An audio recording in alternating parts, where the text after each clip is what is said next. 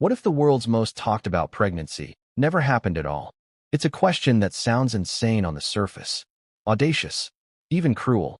But once you begin to unravel the threads, once you start looking past the palace PR, the Netflix glossed interviews, and the Hollywood narratives, something odd begins to emerge.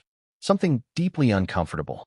A mystery wrapped in designer gowns, royal silks, and a baby bump that, according to dozens of eagle-eyed viewers, didn't always behave like a real one.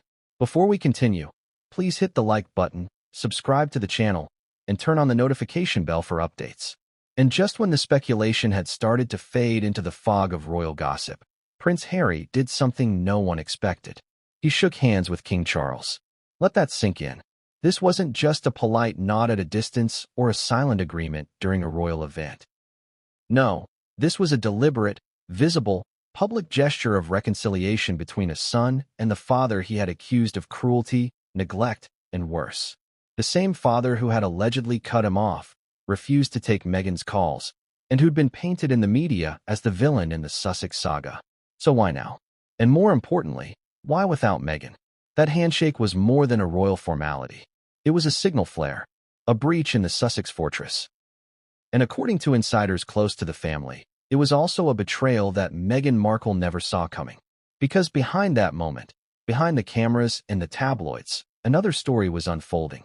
A story about deception, about silence, about an increasingly isolated woman who once held the world's attention in the palm of her hand, and may now be watching her carefully constructed empire begin to crumble. And at the center of it all, a piece of silicon. Yes, you heard that right. Whispers of a moon bump, a prosthetic belly designed for actresses, influencers, and, allegedly, duchesses, have haunted Meghan since her first public bump reveal. And while some dismissed the rumors as nothing more than conspiracy theory, others kept digging. They analyzed videos, zoomed in on strange folds, abrupt movements, and wardrobe malfunctions that seemed off. Stylists whispered. Paparazzi snapped. And suddenly, it wasn't just fringe blogs talking about it. It was respected royal commentators, entertainment insiders, and even former staff members who had once worked with Meghan herself. But let's not get ahead of ourselves. To understand the explosion we're witnessing now, we need to rewind to the carefully curated image Meghan Markle spent years building. A progressive royal, a brave mother, a humanitarian icon breaking centuries of British tradition. She gave speeches about maternal health. She graced the covers of magazines, lovingly clutching her belly as she spoke about baby kicks, cravings, and morning sickness. The world cheered. She had become a symbol of female empowerment, and for many, the face of a more modern monarchy. Except, behind the scenes, things weren't adding up. Why were there so many inconsistencies in her pregnancy timeline? Why were there images where her bump seemed to grow, shrink, or move, all in the same week? Why did experienced royal correspondents raise quiet red flags, only to be met with silence or dismissal? And now, as Prince Harry is seen shaking the hand of the father his wife publicly denounced, questions are erupting again. Except this time, the evidence may be far more damning. Because according to an insider who once worked within the Sussex inner circle, Meghan's carefully controlled narrative is under threat, not from the British press, but from inside her own camp. That's right. Someone close to her, someone she trusted, has allegedly come forward. And what they've revealed could explode everything. So why does this story matter now? Why revisit rumors of baby bumps and moonbump prosthetics when the world seems to have moved on? Because the handshake between Harry and Charles isn't just a personal moment of father-son reconciliation. It's a symbolic rupture, a sign that alliances are shifting behind palace walls, and Meghan may no longer be in control of the narrative. You see, up until now, Meghan had played her cards with surgical precision. From her fairy tale wedding to the Oprah sit-down to her lucrative Netflix and Spotify deals, she moved with intention. She understood storytelling. She understood optics. But what she may have underestimated was loyalty. Because behind the cameras and glam, a growing number of insiders had begun to talk. Quietly at first, cautiously, but as the distance between Meghan and the royal family grew, so did the cracks in her inner circle. And now, with Harry reaching back toward his royal roots, those cracks have become fault lines. There are whispers of footage, alleged recordings, documents, And perhaps most damning of all, a long-rumored receipt tying Meghan's former stylist to a luxury prosthetic supplier in Los Angeles. A supplier known for one specific item, the Moonbump. And just when you think this can't possibly get more surreal, enter the betrayal. According to sources, Meghan was blindsided by Harry's handshake. She hadn't been told. She hadn't approved it. And when the image went viral, the reaction behind closed doors was not calm or composed. It was volcanic. Because Meghan understood what that handshake meant. It wasn't just a gesture, it was a signal.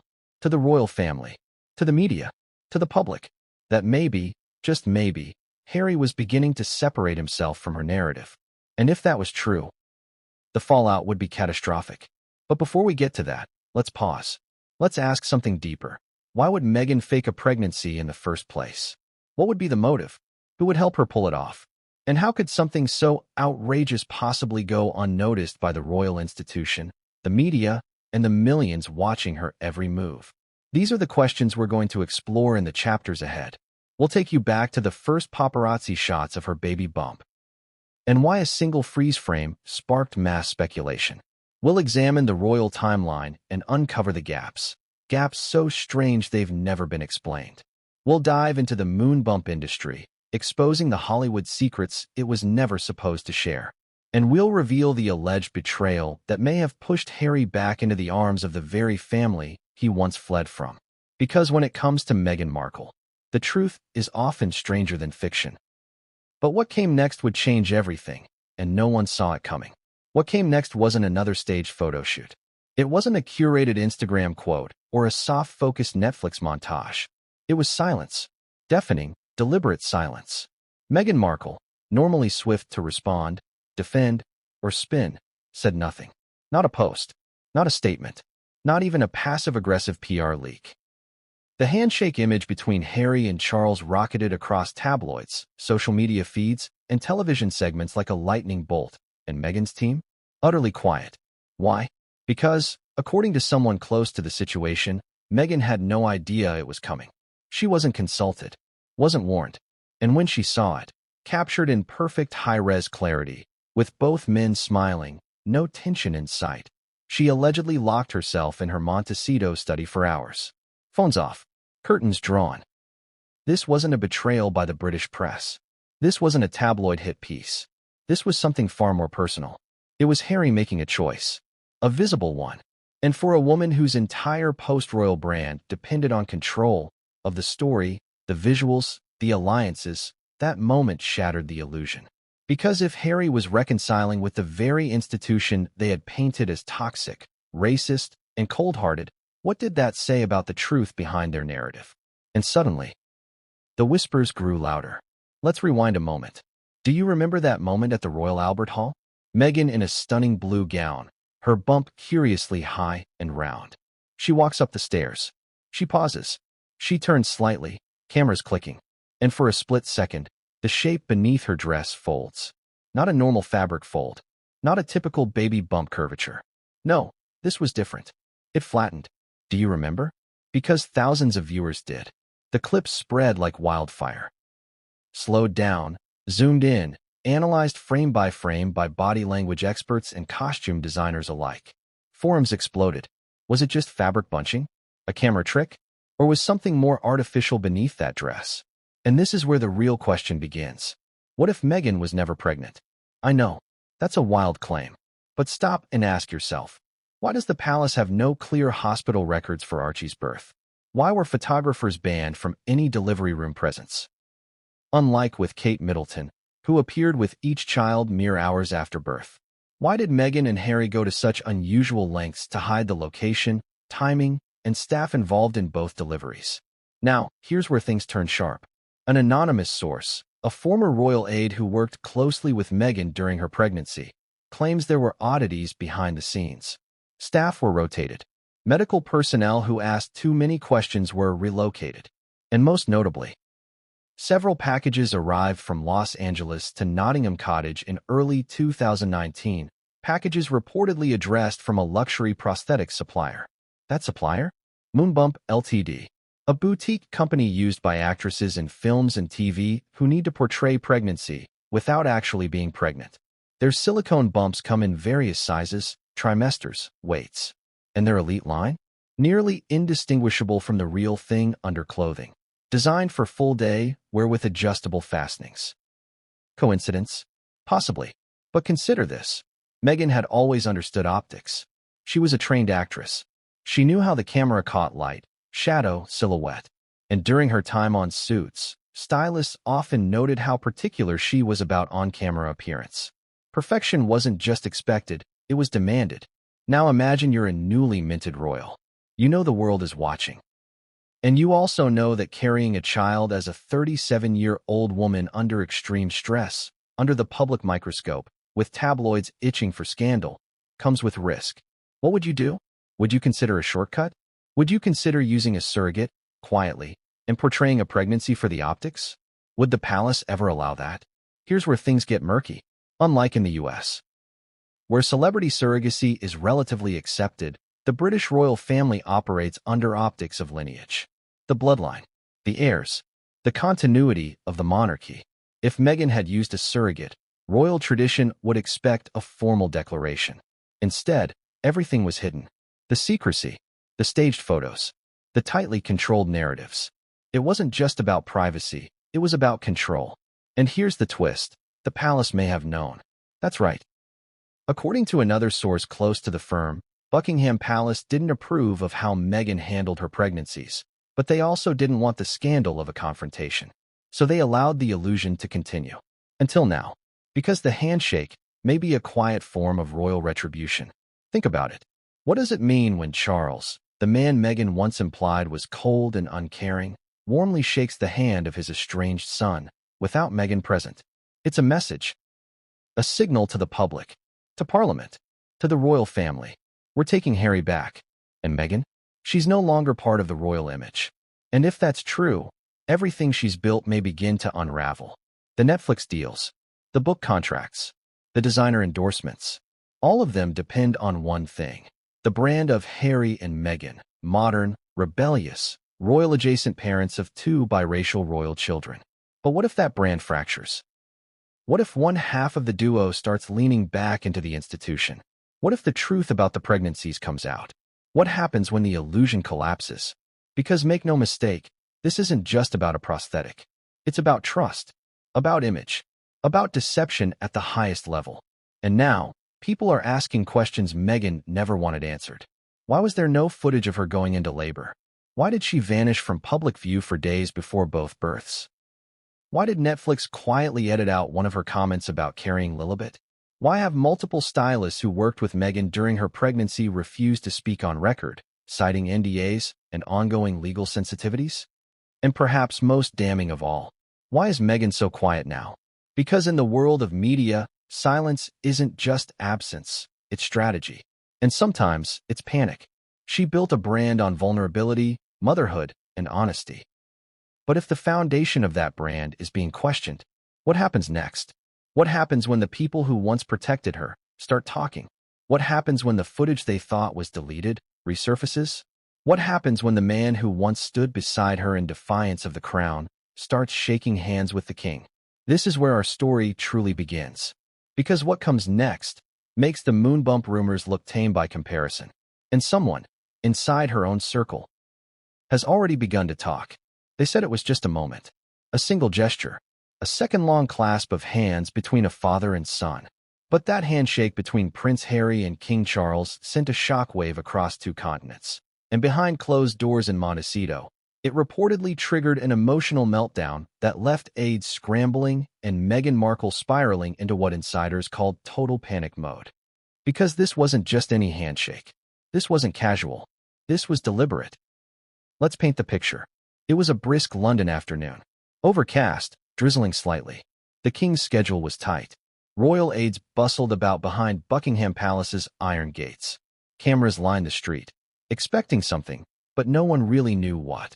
And then, Prince Harry's motorcade pulled in. Alone. No Meghan. No children. No entourage. Just Harry, clean-shaven, stone-faced, and flanked by security. He stepped out of the vehicle wearing a fitted navy suit, tie slightly loosened. There was no smile, no acknowledgement of the press. But then, As he approached the palace entrance, the door opened, and out stepped King Charles III. What happened next stunned even the most hardened royal photographers. There was no hesitation, no awkward pause. Charles stepped forward, stoic, regal, almost calculated. Harry extended his hand. And then, click, the handshake. Firm, intentional, captured in perfect lighting from 3 angles. No one spoke, but the image screamed volumes. Within minutes, the photos were everywhere. By the hour, they'd gone viral. Father and son reunite. King Charles welcomes Harry back. The return of the prodigal prince. But behind those headlines, a storm was building. Because Meghan Markle was not in that picture. And for the first time in years, Harry didn't mention her at all. He spoke to reporters briefly, saying he was pleased to be back, that he had no comment on speculation, and that family matters were private. But here's what most didn't see. According to a source inside the palace communications office, that handshake wasn't spontaneous. It was orchestrated, down to the second. Aides had reportedly worked for weeks to choreograph the meeting, keeping it airtight and classified. There were strict no-leak orders, and only 3 senior royal staffers knew it was happening. Not even all of Harry's team in the US were informed. And Meghan? Apparently, she learned about it when the rest of the world did. Her reaction? Let's just say it wasn't graceful. Insiders say the moment she saw the handshake photo flash across her phone screen, she turned white, then stormed upstairs without a word. Her team, accustomed to crisis management, was caught off guard. There was no pre-briefing, no spin strategy, nothing. And in the world of Meghan Markle, that's unheard of. This wasn't just a PR oversight. This was a betrayal. Because Meghan and Harry's entire narrative for the past 4 years has revolved around them versus the institution. The idea that they had escaped the toxic royal machine to live authentically, freely, and on their own terms. So what does it mean when Harry willingly walks back into the lion's den? And worse, does it mean he never saw it the way she did? Now, here's where things get interesting. Sources close to palace officials claim Charles didn't just offer a handshake. He offered a conversation, not a royal one, a personal one, father to son. This was not a political meeting. There was no press conference, no titles exchanged, no formalities beyond that initial greeting. Just 2 men, one a king, the other an estranged duke, talking privately for over an hour. And according to leaks from those briefed afterward, Harry expressed something that floored everyone in the room. He said, "I miss being part of something bigger than myself." Pause there. Let that sink in. This is the same man who once compared royal life to a zoo, who claimed his family showed total neglect of his and Meghan's mental health, who openly accused unnamed royals of racism. And now he misses it? That wasn't just a softening. That was a pivot. And Meghan knew it. The silence from her side in the days that followed was strategic, according to PR analysts. She didn't post, comment, or appear in public for nearly a week. Not because she didn't want to, but because she didn't know what to say. And here's why. That handshake threatened to undo years of careful brand building. From the Oprah interview to the Netflix series to the Spotify deal, Meghan and Harry have been portrayed as a unit. Equal partners, rebels, survivors. But now, there was a split in the narrative. Harry was moving, changing, returning. And Meghan? She was being left behind. Let's go deeper. Do you remember the last time Meghan and Harry visited the UK together? It was frosty. Meghan was curt with reporters. She clutched Harry's hand tightly at every public appearance. They seemed tense, uncomfortable. Now contrast that with Harry's solo handshake visit. He seemed lighter, more relaxed, even relieved. Body language experts broke down his posture frame by frame. No sign of tension, one said. He leaned in. Not away, said another. And a third. This was not an anxious reunion. This was a son seeking peace. So what changed? Some believe the turning point came long before the handshake. That Harry had been quietly pulling away from Meghan's media grip for months. That he'd grown weary of being used as a narrative device, a brand extension, a prop in Meghan's Hollywood ambitions. But the handshake? That was the first time he acted on it publicly. And now, Meghan's biggest fear may be coming true. That Harry no longer needs her. Not as a shield, not as a mouthpiece, not as the center of his story. He's reclaiming his own arc. And by doing so, he may be unraveling hers. Let's talk reactions. The palace was tight-lipped, of course. as always. But behind the scenes, royal aides reportedly celebrated the moment as a victory. They saw the handshake as the beginning of a slow reintegration, a soft reboot of Harry's image as the prince who found his way home. Some are even calling it the first step toward full royal restoration. And Meghan? She wasn't invited to the next royal event on the calendar. Not a snub, a statement. Meanwhile, Meghan's US PR team scrambled. They floated stories about upcoming projects. Paparazzi just happened to catch her walking Archie near Montecito's beach. A suspiciously timed article appeared about her potential return to acting. A whisper campaign launched around humanitarian causes she might champion. But none of it worked. The world was still fixated on one thing. That handshake. The symbol. The betrayal. The possible shift in power. And Meghan knew, deep down, that something had changed. Not just in Harry, but in the public. For the first time, people were beginning to see Harry not as Meghan's husband, but as a man returning to his roots. A man standing beside his father. A man who may, just may, be ready to come home. But what Meghan may not know is that this wasn't the only meeting that took place that day. Because while Harry was inside the palace walls, another conversation was unfolding, one that could expose everything, including the secrets she's fought so hard to keep buried, including the truth behind the pregnancies, including the existence of a certain photo that may soon go public. And once that photo is out, there's no coming back. But long before the photo, long before the handshake, and long before Harry even began pulling away, there were the bumps. Yes, the bumps. Or more specifically, the way those bumps seemed to change, shift, and sometimes downright vanish from one public appearance to the next.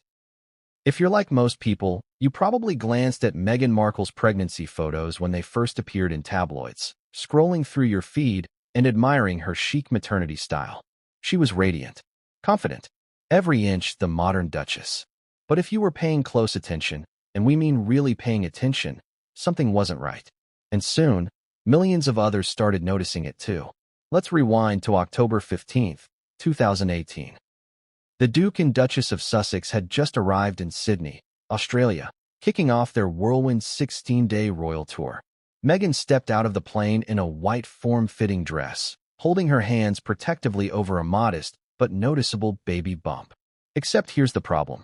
Just 48 hours earlier, she'd been photographed leaving Kensington Palace, flat-stomached, sleek in a black coat, not a bump in sight. How does that happen? Let's be honest. In the early days of pregnancy, bumps can come and go with bloating, positioning, clothing, and body type. But by Meghan's own timeline, she was already nearing 4 months. Most women at that stage don't lose their bump overnight. And it wasn't a one-off. The bump fluctuated again, drastically, throughout the Australia tour. On day 3, during a beach cleanup in Bondi, Meghan wore a striped sundress with a loose silhouette. Royal watchers noted the bump had practically disappeared.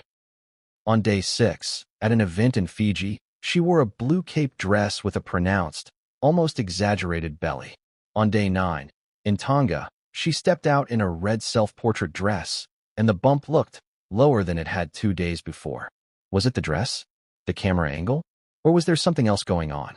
Even more bizarre was the now infamous bump collapse incident at the Royal Albert Hall in January 2019. Meghan, dressed in a stunning one-shoulder navy gown, stepped onto the stage to present an award. As she turned to greet a guest, her midsection appeared to fold sharply, an unnatural crease that flattened the bump in a way that sent conspiracy forums ablaze. It deflated, one commentator wrote. "Real bumps don't bend like that," said another. The clip was dissected from every angle. Stylists claimed it could have been due to fabric bunching, awkward posture, or bad tailoring. But others, costume experts, film industry wardrobe specialists, and even maternity photographers, weren't convinced. "It looks like a prosthetic," one LA costume designer stated in an anonymous blog post. "I've worked with Moonbump kits on set. They're meant to hold shape, unless they're not fastened properly." This leads us to perhaps the most peculiar twist of all. Meghan was often photographed holding the bump, protectively, deliberately, with both hands, at nearly every outing. Now, it's not unusual for pregnant women to cradle their bellies. It's natural, instinctive, even comforting. But in Meghan's case, it was constant, even during moments where the gesture made little sense. For example, climbing into cars, holding handbags with one hand, still clutching the bump with the other, standing still at events when she wasn't being photographed, even in private garden shots released by her team. Some saw it as performative. Was it to protect a real baby? Or to secure a shifting apparatus? That question started gaining traction in January 2019, when a staffer at one of her favorite London boutiques allegedly leaked an off-the-record comment to a fashion journalist. She's very specific about how the bump looks on camera, the source claimed. We were instructed to pin from underneath, not on top. Bizarre? Yes. Now let's talk about that infamous photo op outside the Hub Community Kitchen in West London. Meghan appeared in a tight black maternity dress and a camel coat, smiling, laughing, posing with women and children. But eagle-eyed viewers caught something odd in one shot. Her bump was extremely pronounced from the side, but nearly flat from the front-facing angle. In one shot, she looked 7 months pregnant. In the next, barely showing. Was it camera distortion? Shadow? Dress design? Possibly. But when compared to other royal pregnancies, Kate Middleton, Princess Diana, even Zara Tindall, this kind of variation is virtually unheard of. Royal pregnancies have always been closely documented. Photos are vetted, curated. The palace takes extreme measures to present a consistent image. But in Meghan's case, the narrative felt improvised, as if no one could keep up with the visual inconsistencies. One day the bump was high, next day it was lower. At Wimbledon, it looked firm and rounded. At the National Theatre, it looked deflated and wobbly. Then came the belly cup incident. At a charity event in February 2019, Meghan stood on stage and gave a speech. At one point, she leaned slightly forward, and what appeared to be the edge of a silicone ridge peeked out beneath her dress. The footage was scrubbed from major media outlets within 48 hours. Gone. Archived. Vanished. But fragments of the clip remained on fringe YouTube channels and underground royal gossip subreddits. Watch closely, said one viral clip. That's not skin. That's rubber. Still think this is all coincidence? Now let's look at the timeline of her due date announcements. In October 2018, the palace announced Meghan was due in spring 2019. In December 2018, during a public walkabout, she told a well-wisher she was nearly 6 months. In January 2019, she told another fan she was 7 months along. But then in March, she said she was due end of April, early May. That math doesn't add up. Either her due date shifted without explanation, or the narrative was being adjusted in real time. And here's the kicker. When Archie was born on May 6, 2019, there was no hospital footage. No traditional royal presentation on the steps of St. Mary's Hospital like Kate Middleton and Princess Diana before her. Instead, Meghan claimed to have given birth at Portland Hospital in London, a private maternity facility with restricted access. Photographers were banned. Staff were gagged. Even the attending physicians were allegedly barred from speaking on record. No baby cry. No swaddled bundle passed between proud parents. Just a slickly edited press conference days later, where Meghan, slim-faced, glowing, and bump-free, stood beside Harry holding a suspiciously motionless baby. That baby, many pointed out, barely moved in her arms. In fact, it looked like a doll. Too stiff. Too light. Watch the footage again. She shifts him like a prop. And Harry? Nervous. Awkward. Laughing too much. Not the overjoyed father you'd expect. Now, it's important to ask, what's the motive? Why would Meghan go to such extreme lengths? Some speculate that she wanted to appear biologically connected to the children for branding and legacy purposes. Others believe she feared public judgment about surrogacy. Some even suggest she wanted full control over the timeline, and avoiding the medical scrutiny of real labor allowed her to dictate every moment of the narrative. There's also the royal title factor. In the UK, children born via surrogacy cannot automatically inherit royal titles unless specifically declared by the monarch. If Meghan used a surrogate and didn't declare it, then Archie and Lilibet's royal status could be challenged, which might explain why Meghan pushed so hard, so relentlessly, for those titles after Queen Elizabeth's passing. But here's where the timeline begins to close in. Because while the world was focused on the Megxit fallout and the bombshell interviews and the Netflix dramas, a handful of royal aides were quietly building a case. Archiving photos, collecting witness statements, compiling wardrobe inconsistencies. And just weeks before Harry's handshake with Charles, a folder allegedly changed hands. A folder containing internal staff complaints. A folder containing an inventory list. A folder containing a receipt for a pregnancy prosthetic kit ordered from Los Angeles, paid for by a business manager linked to Meghan's former stylists. That receipt, we're told, exists. And it matches the same time period Meghan claimed to be entering her second trimester with Archie. Let that settle for a moment. If this is true, if Meghan did, in fact, use a Moonbump-style prosthetic and portray a pregnancy that wasn't biologically hers, then everything changes. Every photo, every public appearance, every carefully crafted royal narrative. And the cracks in the timeline? They're no longer harmless inconsistencies. They're potential proof of the greatest public deception in modern royal history. But we're not done. Because what happens when the people who fitted that bump start talking? What happens when a stylist, a driver, or a nanny breaks their NDA? What happens when Netflix producers admit they had to digitally edit Meghan's bump because it looked weird on camera? That moment is coming. The timeline is unraveling. And someone very close to Meghan, is about to blow the whistle. Because what they saw backstage would change everything. Let's stop pretending this is just speculation. Let's stop pretending that hundreds of visual inconsistencies, 3 years of shifting timelines, edited interviews, NDAs, unexplained gaps, and awkward silences are just random quirks in an otherwise pristine narrative. Because the moment a moon bump enters the picture, this stops being harmless rumor and starts becoming something far more calculated. Let's talk numbers. The Moonbump realistic silicone pregnancy belly retails for anywhere between $499 and $1,200, depending on the version. They come in trimesters. They're medically safe, studio quality, and used by countless actresses in Hollywood productions where portraying a pregnancy is essential, but not real. So why would one of these end up in a royal dressing room? That's the question we need to ask. And it begins with a payment.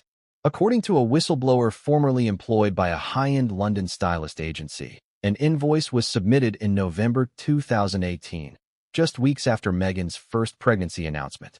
The amount? $499. The vendor? A discreet boutique prosthetic supplier based in West Hollywood, California. The order was flagged internally, not because of the amount, but because of the shipping address. It wasn't sent to a television studio, costume department, or private actress. It was sent directly to a Kensington Palace-related intermediary, a private contact who often received confidential wardrobe deliveries for Meghan Markle. The buyer used an alias, but the payment method was traceable. It connected back to a corporate card belonging to an LLC managed by one of Meghan's former stylists. You see where this is going? What happened to that stylist? She left, abruptly, just before Christmas.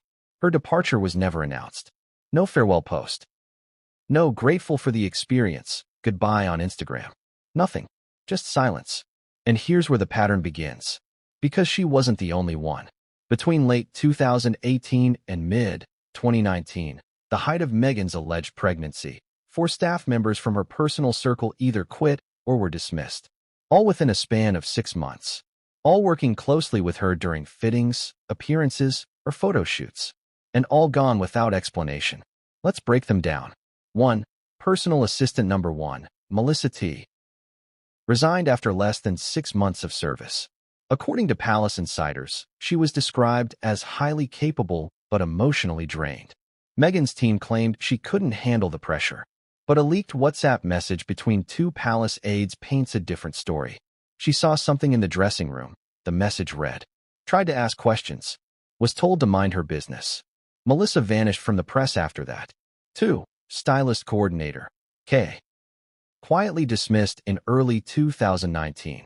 No media statement. No new job listed.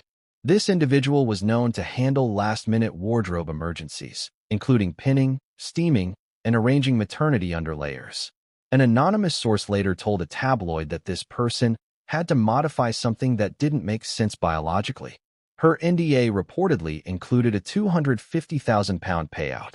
3. Driver/chauffeur. Assigned to Meghan's security rotation during public events. quit 2 weeks after a certain incident involving a photo shoot in Windsor. The driver reportedly told friends he didn't want to be involved in the circus anymore. When asked what he meant by circus, he refused to elaborate. 4. Photographer's assistant. Tasked with coordinating angles and lighting during Meghan's Vogue guest editorship and maternity shoots. Said to have witnessed bump padding being discussed openly, according to someone who worked nearby. This assistant disappeared from the industry altogether. Do you see the pattern now? People close to Meghan during the alleged bump period left. Quietly, quickly, cleanly. Most were never seen or heard from again in public roles. And here's the kicker. One of them left behind a thumb drive. At first glance, it seemed harmless. Just backup files, poses, reference lighting. But buried inside a subfolder, under the label Studio Tests, was a series of outtakes from a mirror rehearsal at Kensington. In one image, Meghan stands before a mirror in a tight black dress. 2 stylists are adjusting her outfit. And between her and the mirror, on the couch behind her, sits something that should never have been there. A prosthetic belly, fully visible. Not on her. Next to her. It appears soft, with medical-grade straps. A mid-second trimester model, based on size. According to an insider who reviewed the image before it was pulled from the drive, it matched the exact shape Meghan displayed in public events 3 days later. Still think this is all a coincidence? The palace didn't. That image, we're told, sparked internal discussions at the very highest levels. The Queen's senior aides were briefed. A protocol meeting was held. But ultimately, the decision was made. Do nothing. The logic? The damage of a public confrontation over such a sensitive issue. Pregnancy, image, motherhood would be catastrophic. Better to let the narrative play out. Better to protect the monarchy's dignity than to challenge the mother of its newly born royal heir. But here's where it gets truly dark. Because even among Meghan's remaining inner circle, trust began to fracture. Some were loyal. Others, not so much. According to one high-level Netflix producer, there were heated arguments behind the scenes during the Sussex documentary shoot. The issue? The footage didn't match the timeline. Specifically, there were dates Meghan claimed to be in late pregnancy where her silhouette looked suspiciously inconsistent. At one point, the crew had to digitally enhance her bump in post-production to maintain continuity. Let that sink in. Enhance the bump. Why would you need to do that? Unless the real footage showed something less than convincing. The same producer reportedly told a colleague.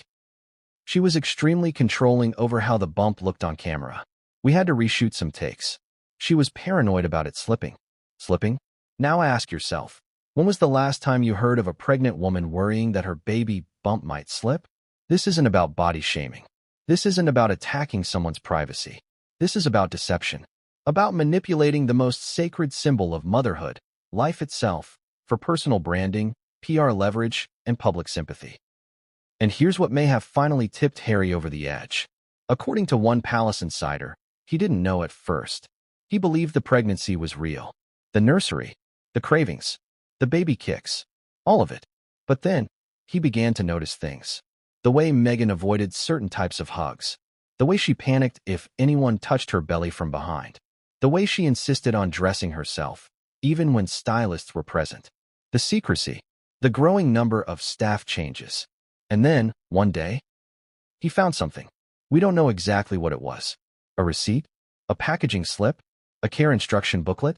But sources say it was enough to make him confront Meghan. The argument was explosive. Walls were heard shaking. And from that moment on, something in Harry changed.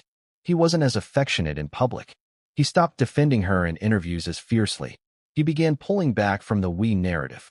And now, with the handshake between Harry and Charles, that arc is complete. He's no longer playing along. He's making moves. And Meghan? She knows the illusion is breaking. The problem is she may not be able to stop it. Because the staff members she thought were silenced, they're not all gone. One in particular has begun speaking again, quietly, anonymously. And they have something Meghan never expected anyone to keep. A piece of physical evidence. A record. And once that record is leaked, it won't just expose the Moonbump. It will expose everything that came with it. Because the real betrayal wasn't just that Meghan may have faked a pregnancy. It's that she may have fooled Harry, too. Imagine finding out your wife, the woman you left your country for, gave up your royal titles for, defended against your own blood family, may have faked her pregnancy not just in front of the world, but in front of you. Now imagine discovering that the children you believed were born through a shared journey of love, sacrifice, and overcoming obstacles, may have arrived through a process that was never discussed with you openly, truthfully, or at all. If that sounds too dramatic to be real, you haven't been paying attention. Because the whispers about a surrogate didn't begin yesterday. They've been there since day one. Quiet at first, dismissed as wild tabloid noise. But growing louder with each strange photograph, each tight-lipped nurse, each missed hospital shot. And now, they're impossible to ignore. Because for all the noise about bump collapses and silicone prosthetics, there's one theory that, if proven true, would unravel everything. From the Oprah narrative to the royal baby titles, to Meghan's iron grip on public perception. What if Meghan never carried Archie or Lilibet at all? Let's start with the facts.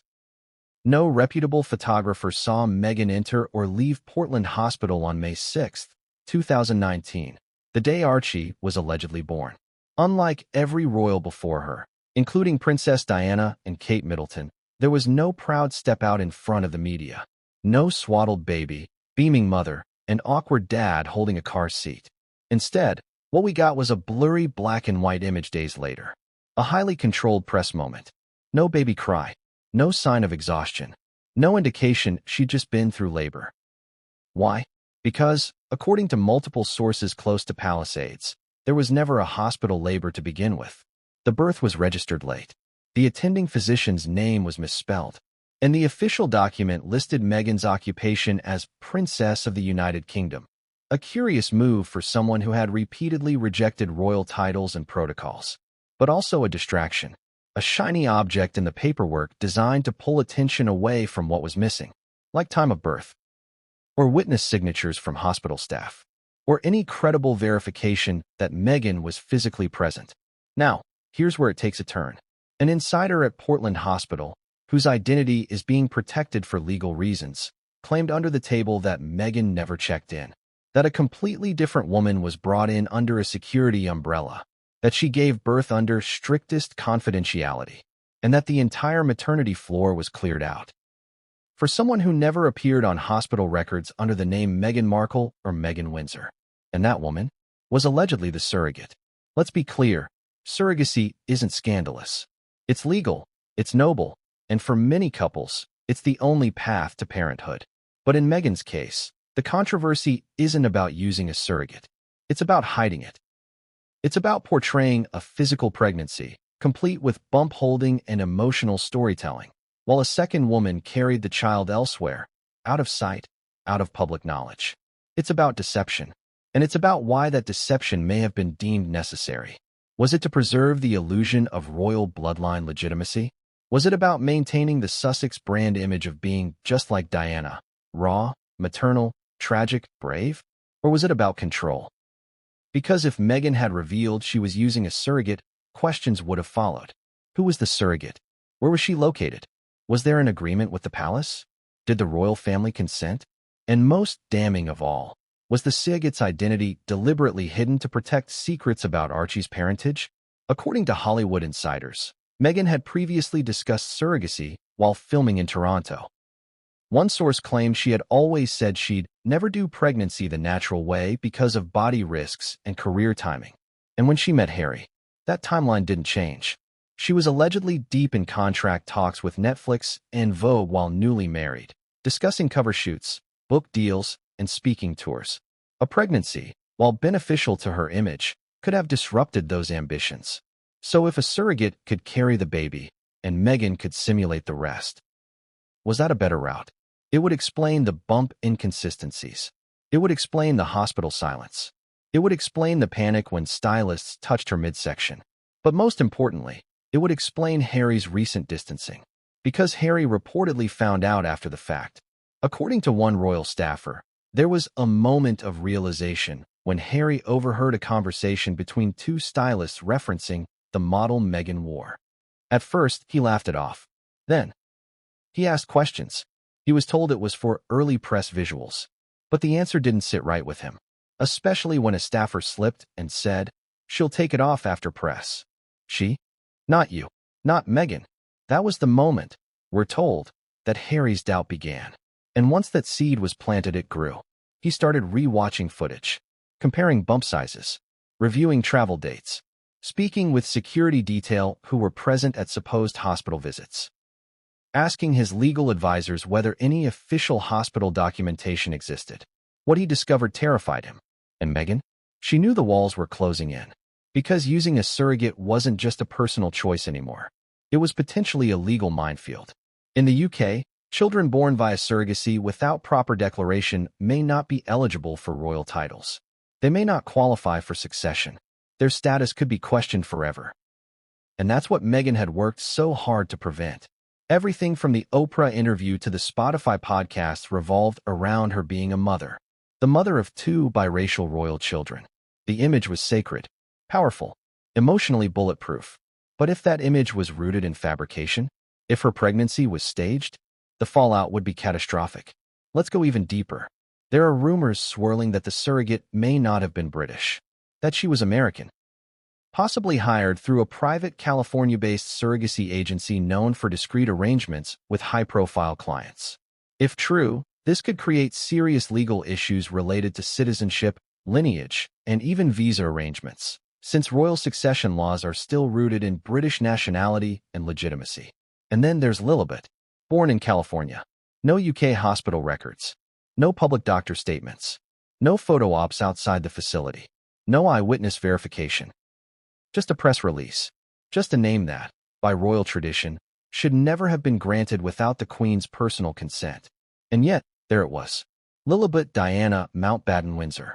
Was this the ultimate power play? Naming a child after the Queen herself, while quietly skirting royal protocols about how that child came into the world. According to sources close to the Queen's former press secretary, Her Majesty was not amused. She allegedly felt blindsided by the announcement. And when the palace was questioned by reporters, the official line was curiously vague. We were informed after the birth.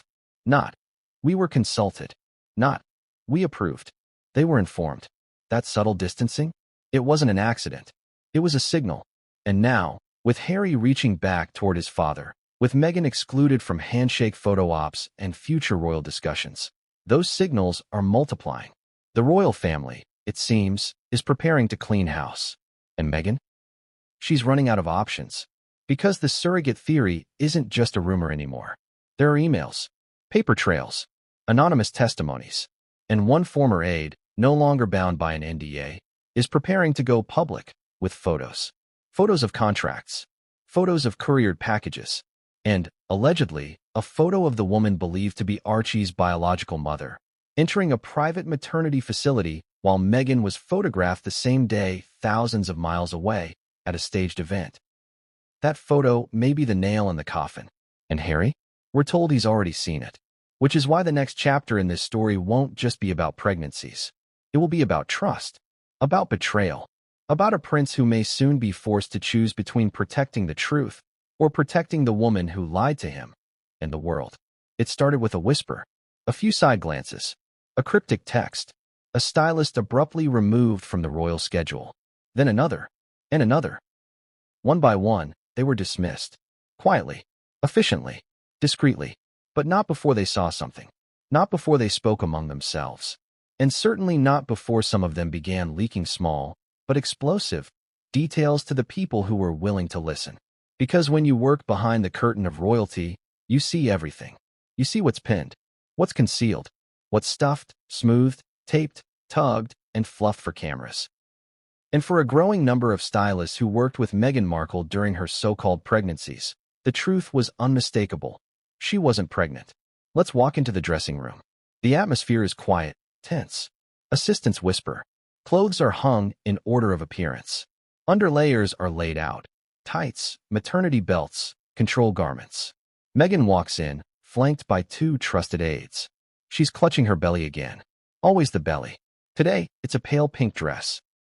Fitted, elegant, demanding precision. But there's a problem. The bump is lopsided. I need it adjusted, Meghan reportedly said in a sharp tone, according to one stylist who spoke anonymously. It's too high on the left. That stylist, let's call her Talia, worked on set and stage productions before joining Meghan's team. She knew a costume belly when she saw one, and she knew the signs of a rushed fit job. Talia was instructed to pin underneath, not through, because, as she was told, we don't want to puncture the surface. The surface of what? Not skin, not maternity shapewear, but something soft, spongy, and synthetic. Talia lasted 6 weeks before she left. But before she walked away, she recorded a voice memo to herself. In it, she describes the fittings, the careful adjustments, and, most notably, the presence of a labeled storage case in the dressing area marked silicone prop, private. This wasn't normal. Not for any pregnant woman. Not even for a royal. Let's rewind to a particular day in early 2019, around Meghan's royal variety performance appearance. She wore a striking black sequin top with a long flowing skirt, her bump rounded and prominent. Beautiful, confident, serene. But backstage, a stylist had to rework the lower hem because the belly protrusion kept sagging forward. According to someone present, it was like adjusting a memory foam pillow with straps. The stylist, unnamed, still bound by a non-disclosure agreement, reached out to a colleague in the costume world. Their words? This thing belongs in a studio, not on a duchess. Another incident, separate occasion. During a photo shoot at Frogmore Cottage, shortly before the Vogue collaboration, Meghan allegedly paused mid-shoot, walked off to her dressing room, and emerged 15 minutes later with what onlookers described as a significantly fuller silhouette. One makeup artist, hired for the day, asked a simple question. Did she just change sizes? The room went quiet. Don't ask questions, someone muttered. After that, the artist was never booked again. Now let's talk footage. Several stylists, assistants, and PR staffers reportedly had their phones taken before entering Meghan's private spaces. But sometimes, accidentally or not, things were recorded. In one such case, a mic pack was left hot. The recording, never fully released but confirmed by multiple sources, includes a clip where Meghan allegedly says to her stylist, "Make sure the line is clean. We don't want it to bunch at the top of the bump like last time." A strange line. Odd, unless you're adjusting a garment over something artificial. And then, there was the unzip. At a final dress rehearsal for a charity gala, Meghan stood under lights, arms raised, as a stylist zipped the back of her dress.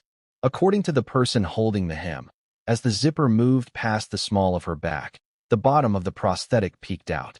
A beige silicone ridge, glued to her torso with medical adhesive. The stylist froze. Meghan turned sharply.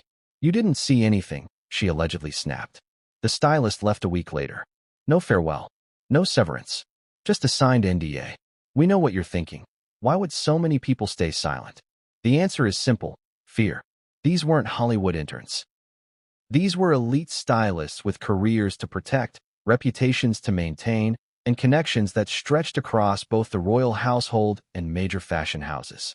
If they talked, they'd be blacklisted. If they pushed back, they'd be replaced. And Meghan's team made that crystal clear. You are not to speak to press. You are not to leak to stylists outside this circle. You are not to discuss body shape, fit notes, or materials. Read one clause in the standard stylist contract. According to a whistleblower who provided a redacted copy, it was all about optics, about the illusion. And when the illusion began to falter, Meghan reportedly changed stylists again and again. One stylist even coined the internal term, the rotation. "No one stayed long," she later told a confidant. "We all thought it was weird. We all knew something was wrong. But we also knew, if we wanted to work in fashion again, we'd better keep our mouths shut." But fashion, as you know, talks. One of the first real leaks didn't come from the UK. It came from Los Angeles. A stylist who once worked with Meghan during her suits days reportedly caught wind of the Moonbump rumors circulating in royal circles. She allegedly contacted a friend who worked wardrobe for Netflix, asking, "Are they really padding her bump?" The friend's response, "You didn't hear it from me, but yes." It wasn't long before stylists at Balmain, Givenchy, and Roland Mouret were discussing it. Quietly, over coffee, over lunch, in private text threads. Meghan had become the client you didn't want, but couldn't refuse. A global icon with a dangerous obsession for how she appeared in every frame. She'd reportedly order bump rehearsal sessions before public appearances. She'd have stylists do mirror checks from multiple angles. She allegedly had one fitting rebooked entirely because, in her words, the bump looked lopsided on camera last time and people noticed. She was right. People did notice, and it drove her mad. She allegedly began controlling every stylist's access, locking wardrobe rooms, banning phones, insisting on direct communication through her personal assistant. And still things slipped through. A clip here, a comment there, a stylized photo that needed to be edited post-shoot because, as one editor admitted, the bump looked like a soft pillow. One stylist, who now lives abroad, recently made a cryptic post on Instagram. It showed a blurred dressing room photo with the caption, "Some things were never meant to be worn off-screen." The post was deleted within hours, but screenshots live forever. And so does the truth. Because for every stylist who was silenced, another is now watching, waiting, knowing that the day may come when NDAs expire, when Meghan no longer has the legal power to suppress their stories. And one of them has already submitted her written account to a London-based royal biographer. The book is in progress. The title is locked, and Meghan's legal team reportedly panicking, because this time it's not coming from tabloids. It's coming from inside the wardrobe, from the very people she trusted to preserve the illusion, from the hands that adjusted the bump, from the eyes that saw what shouldn't have been seen, and from the lips that, finally, refused to stay sealed. What happens when the dressing room doors swing open, when the recordings surface, when the stylists testify? The world has seen Meghan Markle polished, posed, and presented, but what they haven't seen is who she really was behind the zip. The sun was setting. The Montecito estate bathed in golden light. Birds chirped softly in the background. It was serene, dreamy, curated. And then, Oprah leaned forward. "Were you silent, or were you silenced?" It was the line heard around the world. A question so loaded, so artfully dramatic, it became an instant meme and a defining moment in the Sussex brand. Meghan, draped in black with white lotus blossoms scattered across her dress, looked down, thoughtfully, carefully. Then she answered. The latter. But behind that pause, behind the tear-glossed eyes and carefully measured delivery, there was another story. One that didn't make the final cut. One that producers allegedly fought to include, but Meghan's team insisted be removed. Because what was not said in that Oprah interview is now becoming far more explosive than what ever aired. Let's rewind. When Oprah Winfrey sat down with Meghan Markle in March 2021, it wasn't a typical interview. It was a global spectacle. A cultural moment. A reckoning. Over 17 million people tuned in live. Millions more watched it in the days that followed. But what most viewers don't realize is that over 3 hours of footage was recorded, and less than half made it to air. Why? Because, according to multiple sources close to the CBS production team, there were discrepancies in Meghan's answers. Inconsistencies. Edits. Claims that were, in the words of one senior editor, too risky to air without corroboration. And one of those claims? That she experienced labor naturally, with Archie, and struggled with the recovery while palace staff ignored her physical pain. That segment was filmed, but it was cut. Why? Because it clashed with internal knowledge.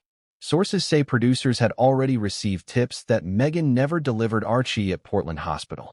In fact, they were told she hadn't been seen at any facility at all on the date in question. That part of her narrative, pain, bleeding, recovery, didn't line up. Oprah reportedly questioned the discrepancy. "Do you mean you went through labor on May 6th at Portland?"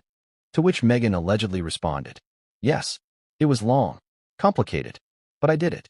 Producers flagged it immediately, because by then, whisper campaigns were gaining traction, and the CBS legal team, keen to avoid future lawsuits, strongly advised that segment be trimmed down. Instead, they focused on race, emotion, and institutional coldness. Because it was safer, more universally resonant. But there's more. What many don't know is that Oprah was never allowed to ask about the Moonbump rumors directly. That was one of Meghan's terms. According to a crew member on set that day, Meghan's team provided a list of off-limits topics before filming began. Among them, use of pregnancy prosthetics, surrogacy rumors, medical records, physical inconsistencies during public appearances, staff turnover during her pregnancies. In other words, the questions everyone wanted answered. And Oprah? She agreed, because she needed the interview. She wanted the exclusive, and Meghan knew it. So they danced around the core issues, talked about how Meghan felt unsupported, about how royal staff allegedly refused her requests for help, about how she was so afraid that she didn't want to be alive anymore. Those moments were powerful, no doubt, but they also served as emotional shields. By focusing on how Meghan felt, the interview never had to confront what Meghan actually did. What Meghan was doing, behind the bump, behind the scenes, behind Harry's back. And here's the twist. Sources say Oprah herself began to feel uneasy. According to a high-level CBS producer, Oprah had planned a follow-up interview, this time with both Meghan and Harry 6 months later. But it never materialized.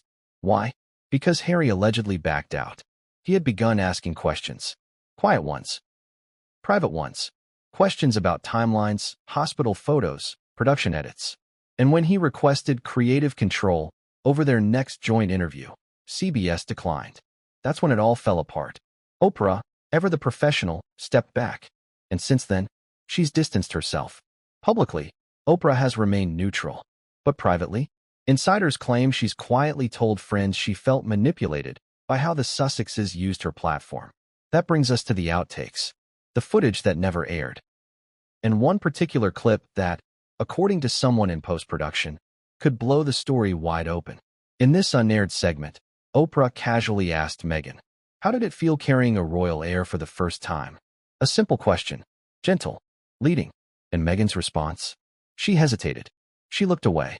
Then she said, "I was very aware of how I needed to appear."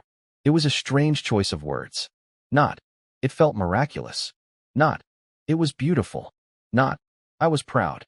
But, "I needed to appear." One editor reportedly paused the tape and asked out loud, "Did she just say what I think she said?" When asked to clarify in the interview, Meghan pivoted. "I just mean, I knew the world was watching, and I needed to show strength and grace." But it was too late. The tension in that moment, the ambiguity, left Oprah visibly unsettled. According to a lip reader hired for translation review, Oprah blinked and mouthed silently. That's odd.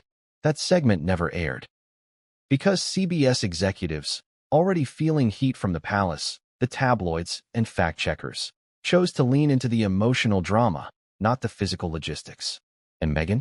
She got exactly what she wanted. An image of strength, of suffering, of maternal nobility. But behind the cameras, the inconsistencies piled up. Producers reportedly found discrepancies in Meghan's timelines. When asked about staff turnover, Meghan claimed most people stayed, when in fact, internal records showed 5 key staffers left during her pregnancy.